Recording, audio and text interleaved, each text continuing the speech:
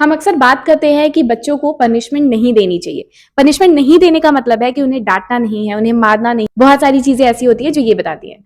पर कभी भी इस सिक्के के दूसरे पहलू के बारे में बात नहीं की गई। क्लास में दो तरीके के बच्चे होते हैं। दो तरीके के बच्चे कैसे? एक वो बच्चे जो टीचर की हर बात मानते हैं, क्लासरूम के सारे रूल्स को फॉलो करते हैं, अपनी टाइम पे सारी बुक्स सारी चीजें कंप्लीट करते हैं और क्लास के डिसिप्लिन बच्चों की तरह रहते हैं। दूसरे वो बच्चे जो हर मुमकिन कोशिश करते हैं क्लास को डिस्टर्ब करने की, अननोइंग होते हैं और साथ ही साथ क्लास को पूरे तरीके से डिस्टर्ब करने का काम वो करते हैं। दूसरे बच्चे जो ऐसे होते हैं, साइकोलॉजी के अकॉर्डिंग उन बच्चों को, चाइल्ड साइकोलॉजी में हमें ये सिखाया जाता है कि उन बच्चों को कभी भी पनिशमेंट नहीं देनी है, बल्कि उन्हें थोड़ा-सा डाइवर्ट कर देना है या कुछ भी ऐसा कर देना है जिसकी वजह से वो शांत हो जाएँ। पर ऐसा होता नहीं है ग्राउंड रियलिटी अगर देखें तो।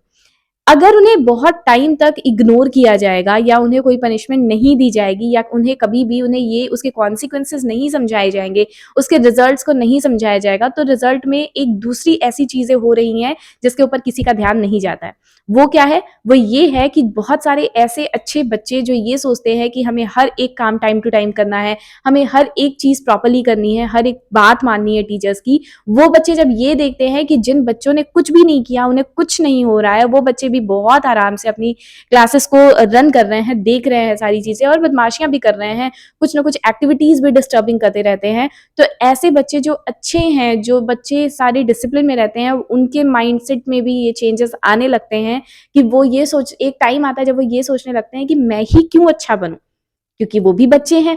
वो ये सोचते हैं कि मैं ही क्यों अच्छा बनूं और उसके बाद उनके बिहेवियर में वो ड्रास्टिक चेंज आना शुरू हो जाता है जब वो भी उन बच्चों की कॉपी करना शुरू कर देते हैं जो क्लास को डिस्टर्ब कर रहे थे, क्योंकि उन्हें तो यही लगता है कि पनिशमेंट तो नहीं मिलने वाली है।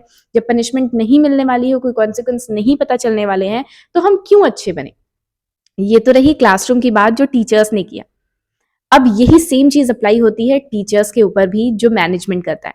अक्सर ऐसा देखा गया है कि मैनेजमेंट सारे के सारे टीचर्स को एक ही जैसे ट्रीट करते हैं। अगर कभी किसी एक टीचर ने भी गलत कर दिया तो सारे टीचर्स को डांट पड़ रही है। अगर कभी किसी एक टीचर ने अच्छा किया तो सारे टीचर्स को एप्रिसिएशन मिल रही है। वाई? हमें हमेशा एज अ मैनेजमेंट ये ध्यान देना चाहिए कि हर एक टीचर को उसकी कमियां और उसकी खूबियां पता, तो हमें हमेशा ये ध्यान देने की जरूरत है कि एक छोटा सा एप्रिसिएशन, जो भी अच्छा कर रहा है उसके लिए एक छोटा सा एप्रिसिएशन, और जो नहीं अच्छा कर रहा है उसके लिए एक छोटा सा री इन्फोर्समेंट वाली पनिशमेंट ही सही, लेकिन जरूर हो, ताकि हर बच्चे को समझ में आए कि मैं सही कर रहा हूँ, मुझे सही करना चाहिए। और जो बच्चा सही नहीं कर रहा है उसे भी ये समझ में आ जाए कि देखो, उसने सही किया तो उसे रिवॉर्ड मिला, अब अगर मैं भी सही करूंगा तो मुझे भी रिवॉर्ड मिलेगा।